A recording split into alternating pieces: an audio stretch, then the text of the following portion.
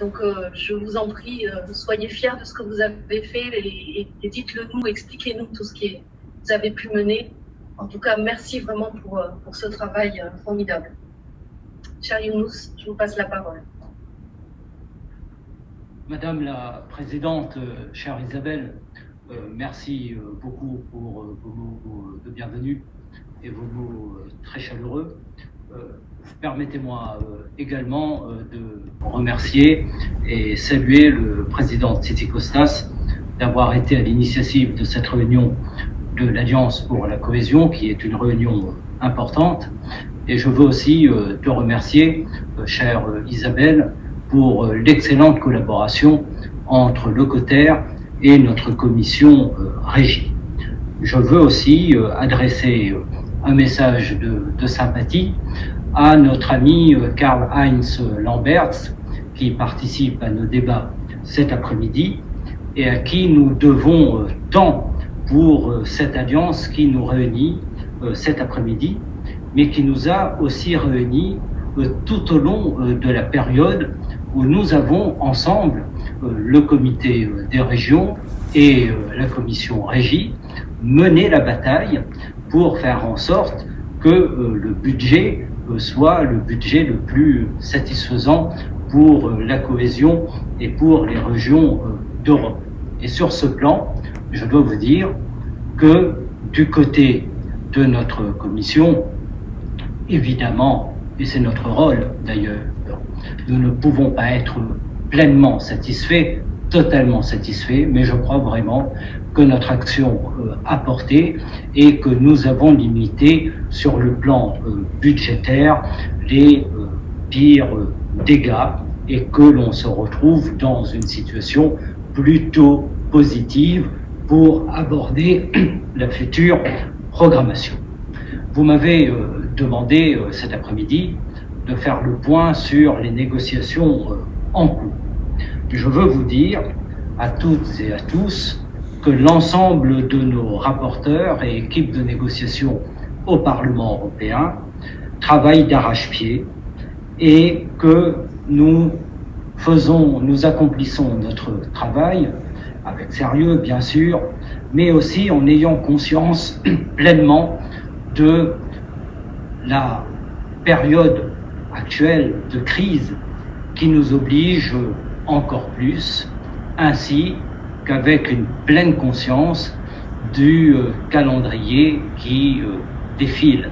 Et je crois que nous avons travaillé de sorte que nous pourrons tenir les délais avec un sens du compromis pour arriver à la fin avec des règlements qui soient les règlements les plus opérants, les plus flexibles, les plus efficaces pour la future programmation. Et comme on dit en anglais, et pardonnez mon très mauvais anglais, the European Parliament is fully involved to deliver.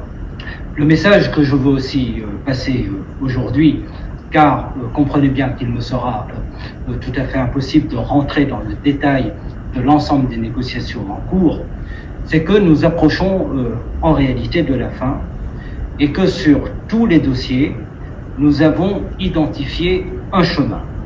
Et sur tous les dossiers, nous voyons poindre la lumière au bout de ce long tunnel législatif des négociations qui a été le nôtre depuis des mois et des mois.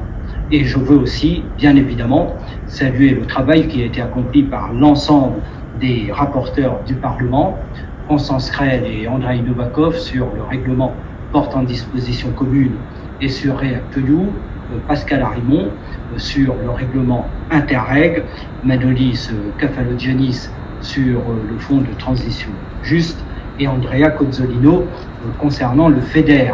Nous avons eu hier encore une réunion de négociation sur le FEDER et je suis certain que Marc Lemaître et le président Hetmeyer seront d'accord avec moi pour considérer que nous avons accompli de très grands progrès. Nous arrivons à ce moment dans les négociations des questions les plus politiques des questions les plus difficiles qui nous restent à résoudre. Vous en avez évoqué, chère Isabelle, quelques-unes de ces questions. Il y a la question évidemment des conditionnalités macroéconomiques, mais il y a aussi dans le règlement FEDER la question du gaz. Il y a aussi la question des allocations spécifiques pour les îles. Je sais que c'est une question qui préoccupe considérablement le comité des régions et de l'allocation spécifique pour les régions ultrapériphériques dans le fonds de transition juste. Je suis certain que nous arriverons sur l'ensemble de ces points qui restent à dégager de bons compromis. Comme nous avons dégagé de bons compromis, je crois, dans l'accord sur REACT-EU, c'était une priorité absolue pour notre commission de développement régional d'avancer très vite sur ce règlement, parce que la situation nous obligeait à aller très vite. Et nous avons tout fait pour que le programme puisse rentrer en vigueur dans les meilleurs délais. Mais à présent, évidemment, nous attendons que le Conseil trouve les solutions concernant la question budgétaire.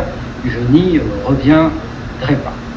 Mais tout de même, le blocage entre le blocage de la Hongrie et de la Pologne au Conseil nous inquiète considérablement pour le lancement à la fois de la nouvelle programmation, mais aussi pour le lancement de REACT-EU au 1er janvier 2020.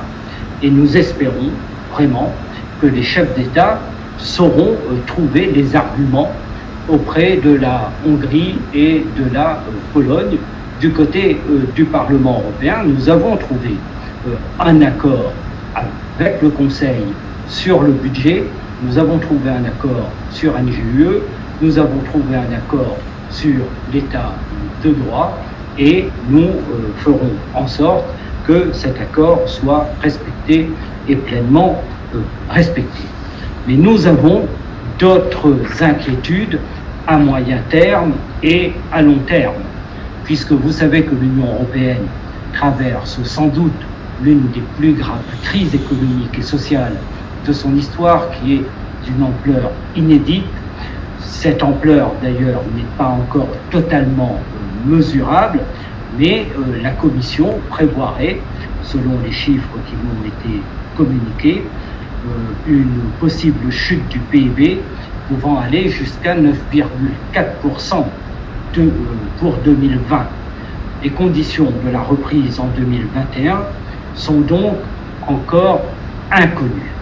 Et cette nouvelle programmation va se déployer dans un contexte de crise considérable où les régions auront à assumer un certain nombre de nouvelles difficultés. Je pense par exemple à l'explosion de la pauvreté urbaine en particulier.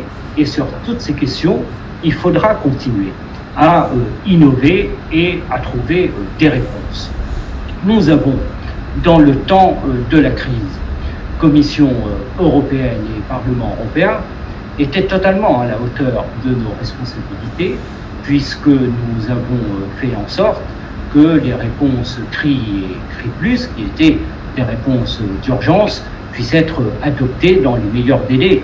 Et je sais, par rapport aux retours qui sont arrivés jusqu'à nous, que globalement, les régions se sont bien saisies de ces règlements. Nous souhaitons que pour REACT-EU, il en soit de même. Et il y a aussi l'inquiétude qui est celle de la divergence des économies dans cette continuation de la crise dans les mois et les années à venir. Parce que nous savons que les réponses entre les États sont assez inégales. Certains États peuvent injecter de manière puissante des quand d'autres en ont que de très faibles capacités. Et c'est pourquoi d'ailleurs cette question de la divergence, de la distorsion des économies, doit nous conduire à autoriser que les États puissent, dans ce temps de crise, à continuer, quand cela est nécessaire, à s'endetter avant de revenir à la trajectoire indiquée dans les traités. Et ce temps doit rendre cela possible. Et c'est pourquoi nous bataillons ferme pour que les conditionnalités macroéconomiques disparaissent ou à tout le moins soient considérablement atténuées. Et j'espère que la voie de la raison primera du côté du Conseil. Nous l'avons dit à X reprises, l'ensemble des régions d'Europe sont durement et profondément impactées par la crise, et la question de la relance dans tous les territoires est donc posée.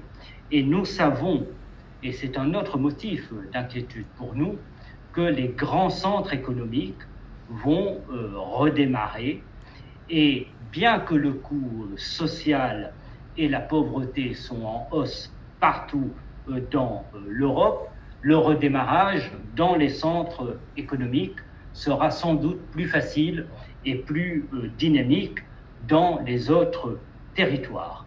Et c'est pourquoi il faut continuer à apporter un soutien accru à ce qui est l'essence même de la politique régionale, à savoir un soutien accru pour les régions les moins développées, pour que le fossé des inégalités ne se creuse pas plus encore, et pour que les objectifs de cohésion soient pleinement tenus. Et la cohésion, de ce point de vue, doit être le vecteur central de l'ensemble des politiques de relance. Et je crois, dans les motifs aussi de satisfaction qui peuvent être les nôtres, ces derniers mois ont montré en réalité la centralité de la politique de cohésion, qui fonde d'ailleurs, par rapport aux articles du traité, toute la relance. Et bien cette préoccupation de la cohésion et de la réduction des fractures territoriales doit rester présente dans l'esprit de tous. Notre alliance pour la cohésion doit désormais dédier toute son énergie pour le suivi et la bonne mise en œuvre de tous les instruments qui vont être à la disposition des régions. Mais pour que toutes les régions européennes, tous les territoires, tous les États membres aient un droit égal à la relance, il nous faudra aussi contrôler de manière scrupuleuse la manière dont seront mis en œuvre ces fonds dans les plans nationaux de relance et procéder au suivi semestriel et annuel de cette politique de relance. C'est l'un des objectifs prioritaires pour notre commission régie. Nous serons très présents, je l'espère, je le souhaite, je le demande, dans le suivi de cette politique. Et puis, pour conclure, bien sûr, il nous faudra aussi inventer de nouveaux scoreboards et outils de suivi, mais cette mission et la cohésion sera notre boussole pour juger de la pertinence des stratégies nationales de sortir de crise. Je veux vous dire deux mots également pour conclure définitivement et pour achever, que nous devons aussi, une fois que nous aurons adopté l'ensemble des règlements, essayer de nous projeter sur ce que doit être demain la politique de cohésion et tirer les conséquences de beaucoup de choses qui sont intervenues dans la période récente. Nous aurons sans doute l'occasion d'en reparler, mais ce travail de prospective est tout à fait nécessaire.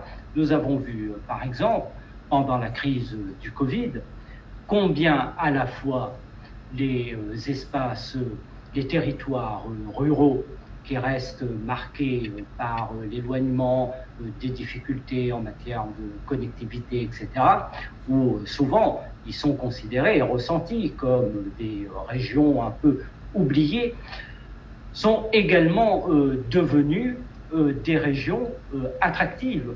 Il y a eu des exodes en sens inverse. On est allé rechercher la sécurité, une meilleure manière de vivre dans ces zones rurales.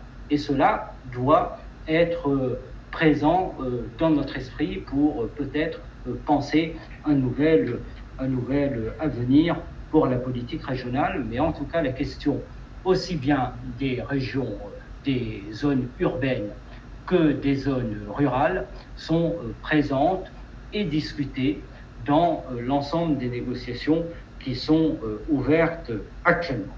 Et puis, un mot pour finir, l'état de droit, bien sûr, Isabelle, c'est une question qui est totalement existentielle, qui est profondément existentielle pour l'Europe.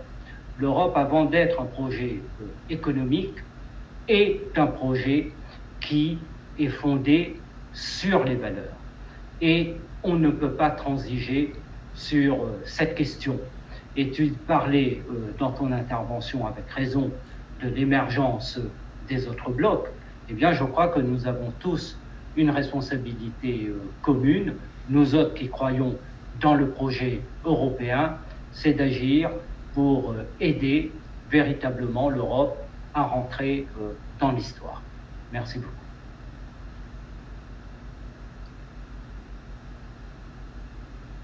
Merci beaucoup, cher Younous.